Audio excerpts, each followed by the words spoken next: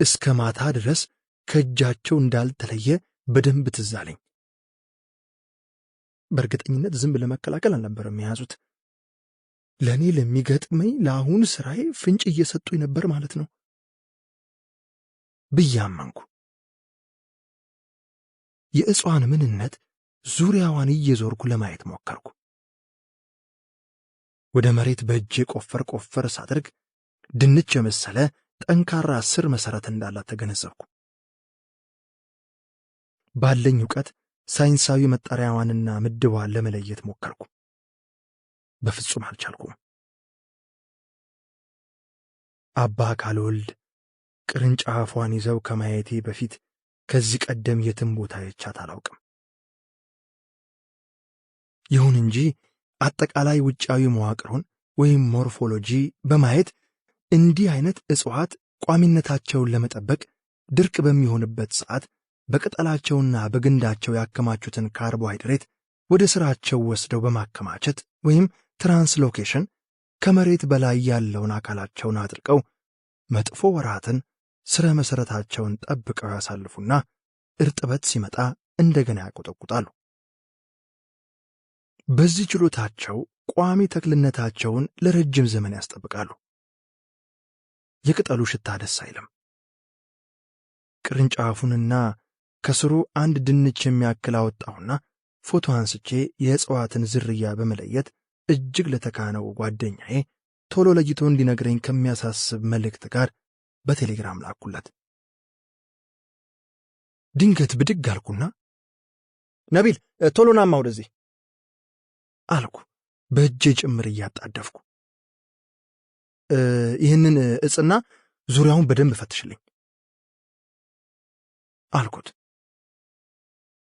ሁሉን ነገር ገጣጥሞ መሳሪያውን አስተካከልና መሬቱን እየነካካ ዙሪያውን ሲዞር ትንሽ ድምፅ ያሰማና ይጠፋል።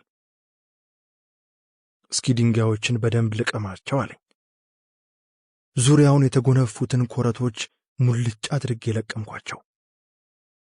ነቢል እንደገና ሲሞክር ባዕድ ነገር ለመኖሩ ፍንጭ የሚሰጥ ምልክት ሰማን። እንዴት ነው አልኩት። ለየት ያለ ነገር ተቀብሯል፣ ነገር ግን ከ1 ሜትር በታች መሆን አለበት አለኝ። ለምን አልኩት። ይህ መሳሪያ ውጤታማ ማናፍናፍ የሚሰራው እስከ 1 ሜትር ጥልቀት ነው። ከዚያ በላይ ከሆነ ምልክቱ ደካማ ይሆናል። ሆኖም አሁን ያየነው ምልክቱ ግልጽ ነው። የበለጠ እርግጠኛ ለመሆን መቆፈር አለብን አለ። እኔ ግን እጽዋን እንደ ምልክት ስለወሰድኩ አባ ዮናታንም የነገሩኝ ይህንኑ ስለነበር ጥርጣሬ አልነበረኝም። ለማንኛውም አሁን መቆፈር አንችልም አልኩት። ለምን አለኝ። በመጀመሪያ መቃብር ስፍራ ነው። ስንቆፍር ብንታይ ለአካባቢው ሰው ጥሩ ስሜት አይሰጥም። ሲቀጥል አባ ዮናታን ቀን በፀሐይ እንዳልቆፍር ነግረውኛል አልኩ። ታዲያ ምን አሳብክ አለኝ። አሁን እንሂድና አረፍ ብለን ውለን ሰው ከተኛ በኋላ ማታ እንመጣለን አልኩ። አውዝ ብላሂ፣ በጨለማ ወደዚህ የመቃብር ስፍራ እንምጣ እያልክ ነው አለ በመገረም። ምን ችግር አለው? ለሁሉም የሚመች ማታ ነው አልኩት። እኔ አልመጣም፣ ራስህን ብቻህን ትመጣለህ። ለአሁኑም እያቃፋፋኝ ነው፣ እንኳን በጨለማ ልመጣ አለና መሳሪያውን መሸካከፍ ጀመረ። መምጣቱን ባይወደውም ብቻዬን ስመጣ ጨክኖ መቅረት እንደማይሆንለት አውቃለሁ። እና እኔስ ብቻዬን የመምጣት ግዴታ አለብኝ አልኩት፣ የእውነት የተቆጣሁ መስዬ። እኔ እኮ አይደለሁም በየገዳማቱ እየዞርኩ ተዘግቶ የኖረ ምስጢር ለማወቅ ሲዳክር የተያዝኩት አለኝ እየሳቀ። እንዲህ እየተቀላለደን የመቃብሩን ስፍራ ለቀን ዳገቱን ወጥተን ደላላው ስፍራ ስንደርስ አንድ አርሶ አደር ከወጣቶች ጋር ድንጋይ ሲፈልጡ አየውና ወደ እነርሱ ሄጄ እጽዋን እያሳየው ምንድናት ብዬ ጠየቅኳቸው። ተቀብለው አይተው የአካባቢ መጠሪያ ስሟን ሲነግሩኝ ለምን ጥቅም ይውላል አልኳቸው። አይ ደግሞ እሱ ለምን ጥቅም ይውላል አሉ። እንዴት ምንም ጥቅም የለውም አልኩ። መርዝ እኮ ነው። ሰውም ሀብቶችም ተሳስተው በሉት ደም አስተፍቶ ወዲያው ነው ፍግም የሚያደርግ እና ሀብቶችም አሽተተው ነው የሚተዉት አሉኝ። ይህን ሲነግሩኝ በአይምሮዬ የሆነ ነገር እየተመላለሰ ነበር። ልክ ነው አልኩ ለራሴ ሳይታወቀኝ። ምኑ ነው ልክ አለኝ ነቢል ሳላስበው የተናገርኩትን ሰምቶ ይኖሮ። ይኸውልህ ነቢል፣ ይሄ ዕፅ ድርቅ እንዳያጠፋው የራሱ ተፈጥሯዊ ስልት አለው። በስሩ ራሱን ደብቆ የመቆየት ሰውና እንስሳት እንዳያጠፉት ደግሞ እጅግ መርዛማ ስለሆነ ራሱን አስከብሮ ይኖራል። እናም ዘመናትን የሚሻገር ዕቃ ለመቅበርና እንዳይጠፋህ ምልክት ለማድረግ ይህንን ዕፅ መጠቀም ትልቅ ስልት ነው አልኩት፣ በእጄ ያስኩትን ድንች መሰል ስረ መሰረት ወይም ሩት ስቶክ እያሳየው። ይገርማል አለ ነቢል። መኪናችን ደርሰን ዕቃችንን አስቀምጠን ትንሽ አረፍ እንዳለን የዕፁን ፎቶ የላኩለት ጓደኛዬ ሳይንሳዊ መጠሪያውን እስከ ማብራሪያው ድረስ በተለይ ከላይ እኔ እንደገመትኩት ጠባይ ያለው ቋሚ ተክል መሆኑን ገልጾ ላከልኝ። መጨረሻ ላይ ግን በወፍራም ቀለም ወይም ቦልድ የተጻፈው መልእክት እንዲህ ይላል: That is a very toxic plant. Take care of it. እጅግ መርዛማ ዕፅ ስለሆነ ጥንቃቄ አድርግ የሚል ነበር። አሁን የምፈልገው ነገር በእርግጠኝነት ከዚህ ዕፅ ስር እንደተቀበረ አመንኩና በትልቅ ተስፋ ምሽቱን መጠባበቅ ያዝኩ። ወደ 12 ሰዓት አካባቢ ከዋናው መንገድ ዳር ካለች አነስተኛ ምግብ ቤት እራታችንን በሽሮ ወጥ በላዩ ላይ ስኳር የበዛበት ወፍራም ሻይ ጠጥተን አደላደልን። እርግጥ ብስኩቶችና ውሃ ይዘን መተን ነበር። ከተገኘ በሚል ነው ምግብ ቤት የፈለግነው። የራታችን ነገር ከተጠናቀቀ በኋላ ወደ ገደሉ አፋፍ ጠጋ ብሎ ከሚገኝ የአርሶ አደር ቤት መኪናችንን አስጠግተን የውሃ ጥናት ለማካሄድ የመጣን መሆናችንን ተናግረን እንዲፈቀድልን ጠየቅን። ሳያንገራግሩ ፈቀዱልን። ቤት እንድንገባ ሊያነጣጥፉ ሊገቡ ሲሉ አይ በእኛ የምናድረው መኪና ላይ ነው አልኩ። እንዴ ቤት እያለ አሉ። ግድ የለም መኪና ላይ ዕቃ ስላለ ለመጠበቅ ብለን ነው አልን። እንደዚያም ተሆነ እናንተ ቤት ረፉ፣ እኔ ውጪ መኪናውን እጠብቃለሁ አሉ ደጉ አባወራ። ነገር ተበላሸ አልኩና አይ ግድ የለም የመኪናው ወንበር ለጎናችን ስለሚመች ነው አልኩኝ። እሱማ ከኛ ደረቅ መደብ ይሻላል፣ እንዲያው ብርዱ ሲሉ በችግር የለም በቂ ልብስ ይዘናል አያስቡ ብለን አሰናበት ናቸው። ትንሽ ቆይተው ስንዴ አስቆልተው እስኪ እችን ቆርጥሙ ብለው አመጡልን። ነቢልም እኔም በሁኔታቸው ልባችን ተነካ። ምን አለ ለሰጪ ቢሰጠው አልኩ በጥልቅ ስሜት። የመኪናችን የኋላ ወንበር ተዘርግቶ እንደ አልጋ የሚሆን የመስክ መኪና ስለሆነ አልተቸገርንም። የስንዴ ቆሏችንን እየቆረጠምን የባጤ ቆጡን ስናወራ መሸን። ጀንበሯ ስትጠልቅ ጭልምልም ብሎ የነበረው አካባቢ ወደ 3 ሰዓት ላይ በጨረቃ ብርሃን ወገግ ማለት ጀመረ። የቤቱ ባለቤቶች በተኛታቸውን ስናረጋግጥ ቀስ ብለን እኔ መቆፈሪያና አካፋ፣ ነቢል መሳሪያውንና የእጅ ባትሪ ይዘን ሹልክ ብለን ወደ አፋፉ አመራን። ከአፋፉ ወርደን ወደ መቃብሩ ስፍራ እስክንጠጋ ድረስ ድምፃችን እንዳይሰማ አልተነጋገርንም፣ ባትሪም አላበራንም ነበር። ከመቃብሩ ክልል ገብተን 1-2 እርከኖችን እንደወረድን ከፍተኛ ነፋስ ይነፍስ ጀመር። ንፋሱ ከእጽዋቱና ከድንጋዩ ጋር ሲጋጭ የሚፈጥረው ድምፅ የሚያስፈራ ግርማ አለው።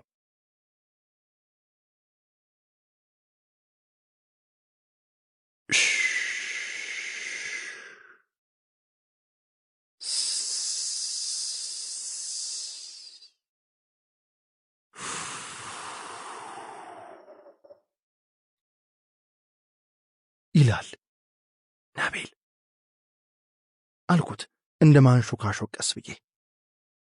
ምንድን ነው አለኝ። ሁሉን ነገር አልወደደውም። ጸሎት ነገር የሚያደርግም መሰለኝ።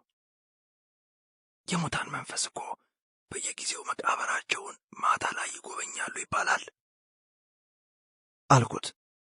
እንዴት ላሜን አለ ግራ እየተጋባ።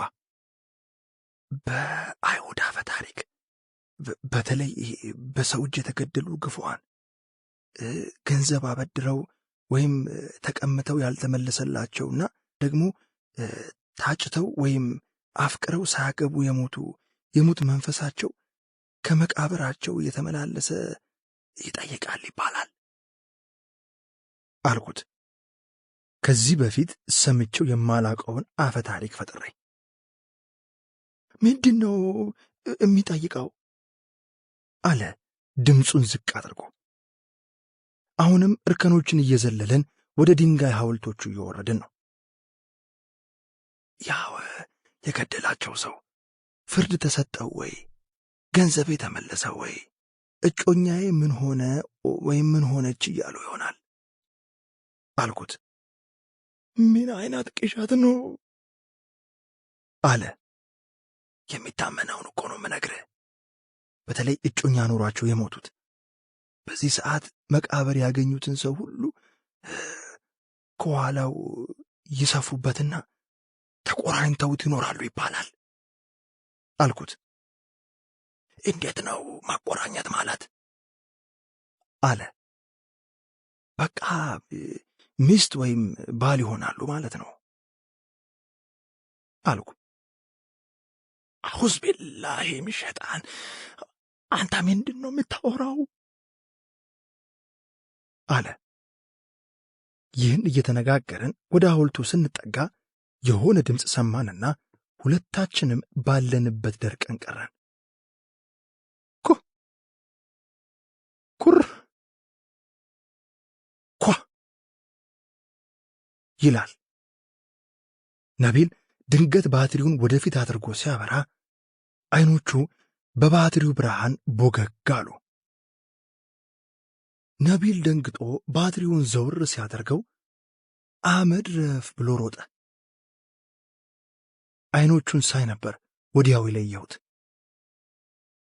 አውጪ የሚባለው አውሬ ነው። ያው መቃብር አካባቢ የማይጠፋ ስጋ በል የዱር እንስሳ ነው። እንደ እውነቱ ከሆነ እኔም በድምፁ ደንግጬ ነበር።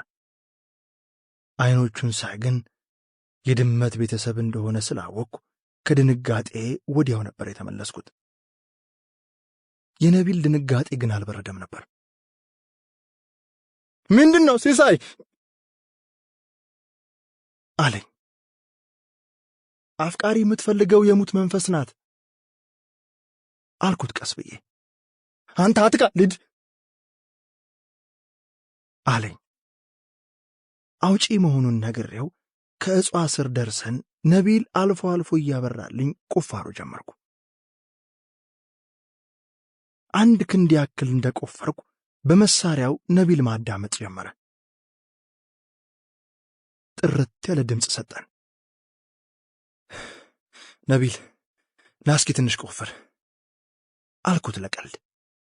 እኔ መቃብር አልቆፍርም አለኝ ቁርጥ አድርጎ።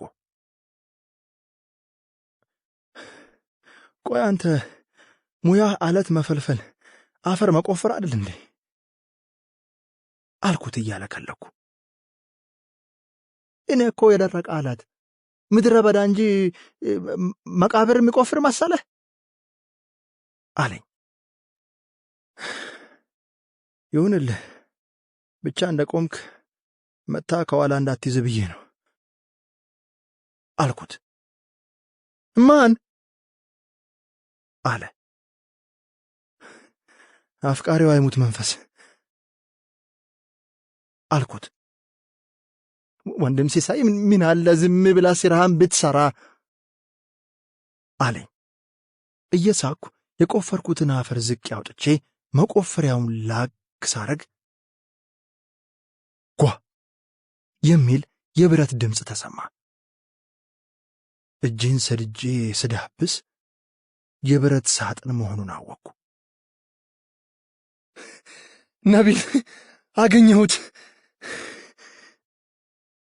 አልኩና ከወገቤ በላይ ወደ ጉድጓዱ ሁለመናዬን አስገብቼ ስቤ ያወጣሁትና አፈሩን ጠረግ አድርጌ ያጸዳሁት። ነቢል ባትሪውን እያበራልኝ በጎን የተቆለፈበትን ቁልፍ ጠምዝዤ ሰበርኩትና ከፈትኩት። ኩም አልኩ። ሳጥኑን የሞላው አሸንክታብ ብቻ ነበር።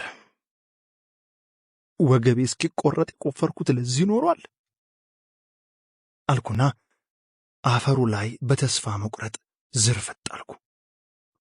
ነቢልም ሐዘን የተጋብቶት ቁርጥጥ አለ። ትንሽ ቆይቶ ወንድም ሲሳይ እስኪ ዞር በል አለና የመሳሪያውን ዘንግ ወደ ጉድጓዱ ከተተው። ከእጹ በተቃራኒ አቅጣጫ ድምፁ ተሰማ። ሌላም ሳይኖር አይቀርም አለ። በየት በኩል አልኩት። ከቆፈርኩበት በተቃራኒው አቅጣጫ መለከተና ከእጹ በላይ በኩል መሆኑ ነው። የቆፈርኩት በታች ነበር። በእልህ መቆፈር ጀመርኩ። ላቤ በጀርባዬ ይንቆረቆራል። መጨረሻ በተመሳሳይ ጥልቀት ብረቱ ጓ አለ። እንደ ቀድሞ አድርጌ ሳጥኑን አውጥቼ አፈሩን ጠረኩና አሁንስ የዛሽ መከረኛ ሴት አምላክ እርዳኝ አልኩ። እጆቼ እየተንቀጠቀጡ ቁልፉን ሰብሬ ከፈትኩት። በሆነ ቆዳ መሰል ከረጢት የተከተተ ረሰም ያለ ነገር አየሁ። ነቢል አልኩት በስሜት። ባትሪውን ጠጋ አድርጎ ካየ በኋላ ባትሪውን ለእኔ ሰጥቶ ከቆዳ መሰል ከረጢት ውስጥ መዞ አወጣው። ቁመቱ 25 ሳንቲሜትር ወርዱ 10 ሴንቲሜትር የሚሆን እርሳስ የመሰለ አብረቅራቂ ብዙ ጠርዝ ያለው ነው። ዋው አለ ነቢል። ራሱ ነው አልኩት ጉጉት ብዬ። ራሱ ብቻ ሳይሆን በአግባቡ ፒውሪፋይድ የሆነ ነው አለኝ። የስ አልኩና ተጠመጠምኩበት። እብነ ኩህሉን ከነቢል እጅ ተቀብዬ ከፍ አድርጌ ይዤ እብነ ኩህል ሀበ እስራኤል ውሉደ ኢትዮጵያ፣ አንቺ ምስኪን ሴት ተስፋ አድርጊ አልኩ ጮክ ብዬ። ትንሽ አልባዛ አለኝ ነቢል። እውነትን ነው። በደረቅ ሌሊት መካነ መቃብር ላይ ቆሞ መፈንጠዝ አልኩና ምን ማድረግ አለብኝ ብዬ ሳስብ አባ ዮናታን ያሉኝ ትዝ አለኝ። ከታዘዝከው ውጭ ያለን ነገር እዛው መልስ። ስለዚህ አሸንክታውን የያዘውን ሳጥን በነበረበት መለስኩና አፈሩን ወደ ቦታው ስመልስ ድካሜ ከፊቴ ላይ በሚንጠባጠበው ላይ የተረዳው ነቢል አካፋውን አምጣው አለኝ። መቃብር አልቆፍርም አላልክም አልኩት። አሁንም አፈሩን ሊመልስ እንጂ ሊቆፍር አይደለም ሲለኝ ተሳሳቅን። ነቢል አፈሩን ሲመልስ ቅድም ስቆፍር ያላስተዋልኩትን ቅሪተ አጽም ከአፈሩ መካከል ታየ። ቆይ አልኩትና በእጅ አነሳሁት። ምንድን ነው አለኝ። የሰው አጥንት አልኩት። በጣም ሰቀጠጠው። እንደውም በዚህ አካባቢ የካይላዎች ቅሪተ አጽም መድኃኒት ነው ይባላል። ትፈልጋለህ አልኩት እያሳየሁት። አንተ እብድ የሆንክ ልጅ አለኝና እንደውም ራሴ አፈሩ መልሰው ብሎ አካፋውን ሰጠኝ። እየሳቅ ሁሉንም እንደነበረ አድርገን ሳጥናችንን ይዘን ዳገቱን ተያያዝ ነው። በእውነቱ በድካም ሙትት ብያለሁ። የምራመደው እንደምንም እየተጎተትኩ ነበር። ማንም ሳያየኝ መኪናችን ስንደርስ መኪናው ወንበር ላይ ዘፋልኩ። ልብሴ፣ ፊቴ አፈር ባፈር ሆኗል። ጉዳይ አልነበረም። አሁን የምፈልገው እንቅልፍ ብቻ ነው። ጠዋት ሲነጋ ነቢል ከእንቅልፍ እስኪቀሰቅሰኝ ድረስ ያለሁበትንም አላወቅኩም ነበር። አንተ ግን እንዴት ያለሁና አለኝ፣ አፈር የሞላውን ፊቴን እንድታጠብ ውሃ እየጨመረልኝ። ምን ነው አልኩት። መቃብሬን ያክል ነገር ስትቆፍር ቆይታ እንቅልፍ እንዲህ አድርጎ የሚወስድ አለኝ። አንተ አልተኛም እንዴ አልኩት። እንቅልፍ በዓይኔ ሳዞር 11 ሰዓት ሆነ። በቃ ላሶላት ተነሳው አለኝ። አየህ፣ እኔ የምፈልገውን ካገኘሁ ለጥ ነው። ባይሆን የምፈልገውን ካላገኘው ግን ፍጥጥ ብሎ ማደር ነው። እንቅልፍ ከነበርንበት ገቢር ወደሚቀጥለው መሸጋገሪያ መጋረጃ ነው። ቲያትር ቤት ገብተህ ከአንድ ገቢር ወደ ሌላ ገቢር ለመሄድ መጋረጃ ሲዘጋ አይተሃል አይደል? እንደዚያ ነው እንቅልፍ። ካልተኛው ትላንትናና ዛሬ ምን ልዩነት ይኖረዋል? የሰው ልጅ ከአምናና ከትላንት ቁራኛ የሚላቀቀው በመርሳትና በማንቀላፋት ነው። ማስታወስ ጥሩ የሆነውን ያህል መርሳትም ጥቅም አለው። መንቃት መልካም የሆነውን ያህል ማንቀላፋትም ጥሩ ነው። ወሳኙ መጠኑ ነው። ናም ዛሬ ከነገ የሚለየው በመሃል ባለው እንቅልፍ ነው። ማለዳን አዲስና ተስፋ የተሞላ የሚያደርገው እንቅልፍ ነው አልኩ እየተንጠራራሁ። እንቅልፋ አለኝ ደግሞ። እርግጥ እንቅልፍ ሲበዛ የተራዘመ ሽግግር ይሆንና የበለጠ ወደ ትላንት ይመልሳል። እኔ ግን በጠዋት ተነስቻለሁ። እናንተ ግን ትላንት ላይ ነህ። እኔ ደግሞ ዛሬ ላይ ነኝ አልኩት። አቤት አቤት፣ ይልቅስ ቁርስ ፈልግና ቀማምሳን በጠዋት እንጓዝ አለኝ።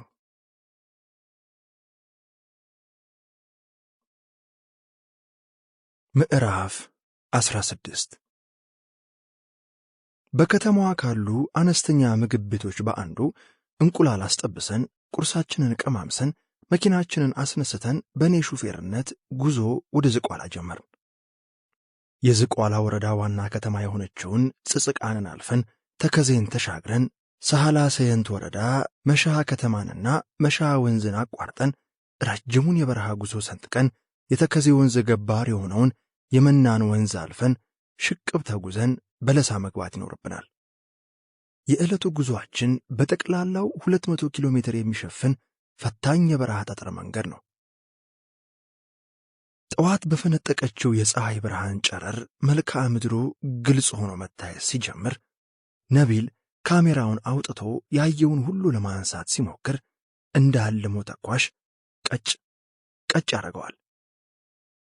በጣም ያምራል፣ በጣም ያምራል ይላል እየደጋገመ። እንደ ኒውዮርክ ፎቆች ሰማይን የሚታከኩ የሚመስሉ የተደረደሩ አለታማ ተራሮች በዕውቅ ባለሙያ የተጠረቡ ይመስላሉ። የተራሮቹን ውበት አይተህ ሳትጠግብ ግራ ቀኝ በዓለቶች የተገደገደ ስምጥ ሸለቆ ታያለህ።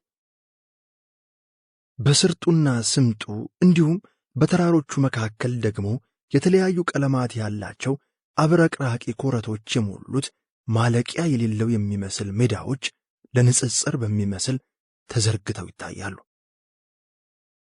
እጽዋት የሚባል የለም ማለት ይቻላል።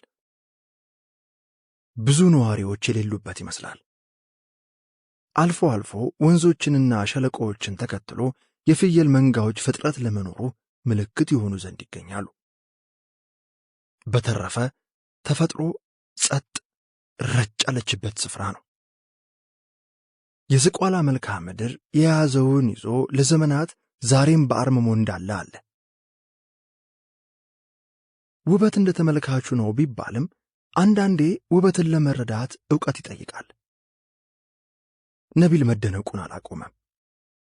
እየደጋገመ ካሜራውን ያንቀጫቅጫል። ሽቅ መውጣት ስንጀምር ነቢል አልኩት፣ ሲከነክነኝ የቆየውን ጉዳይ ለማወቅ። ወዬ አለኝ ከመልክዓ ምድሩ ጋር የሚታገለውን አእምሮውን ሰብሰብ አድርጎ ወደ እኔ እየዞረ።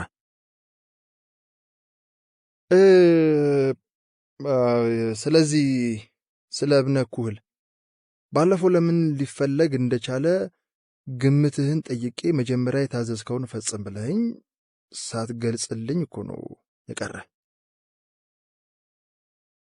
አልኩት። ምን አለባት የታዘዝከውን ብቻ ብትፈጽም አለኝ ፈገግ እያለ። ጉጉት የሚንጠኝ ሰው መሆኔን ስለሚያውቅ የበለጠ እንድቃት